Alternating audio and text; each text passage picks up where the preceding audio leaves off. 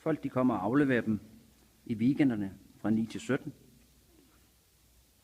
på trailer eller med vognmænd. Vi har så øjepaller, hvor man lejer sådan en palle for 600 kroner for en vinter. Planterne bliver kørt ind med gaffeltruck, passes, gødes og vandes, sprøjtes for utøj, grovklippet ved ankomst.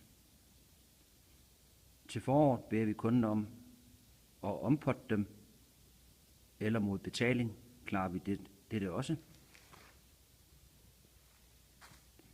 De eneste planter, vi ikke modtager, er bananpalmer, sondevilla og hibiscus.